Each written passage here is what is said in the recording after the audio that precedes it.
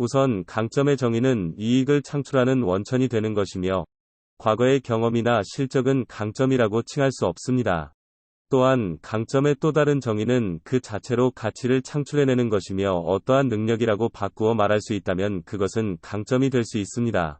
이러한 강점을 무기로 삼아 성과로 연결시킨다면 1인 창업의 성공에 한 걸음 다가갈 수 있습니다. 피터 드러커의 저서 중 21세기 지식경영에 따르면 명확하게 드러난 강점에 집중하라 라고 말합니다.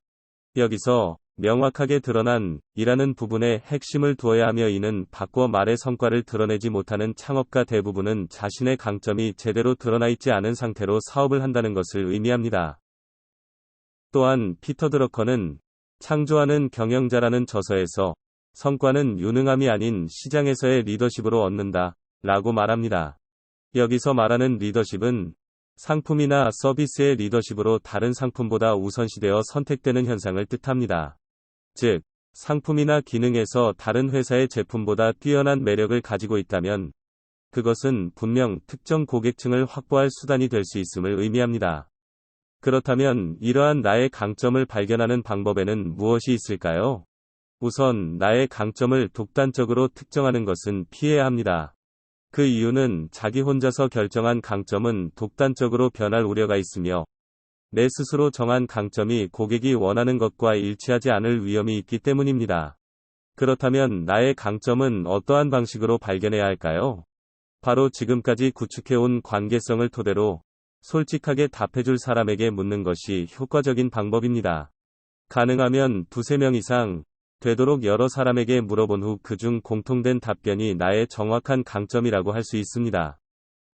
피터 드러커는 창조하는 경영자에서 기업이 팔고자 하는 물건을 고객이 사는 일은 드물다 라고 말합니다.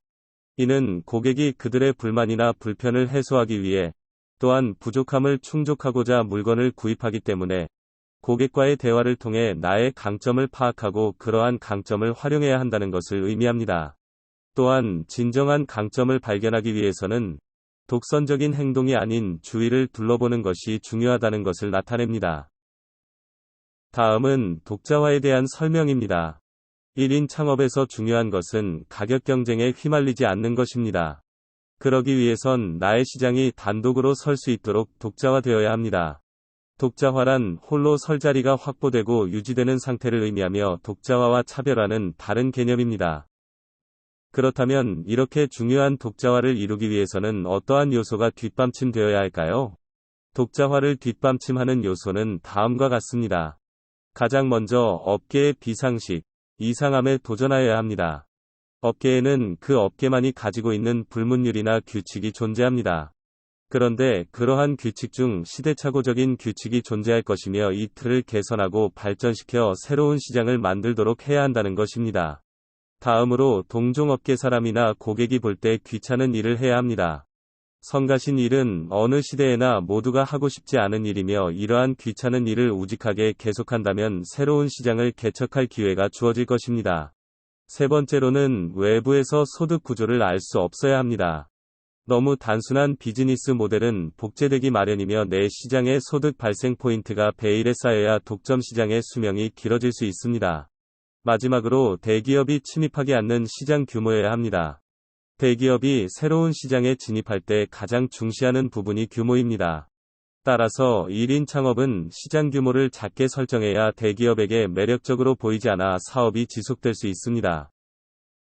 피터 드러커는 미래 사회를 이끌어가는 기업가 정신에서 틈새 전략은 한정된 영역에서 실질적인 득점을 목표로 한다고 말합니다.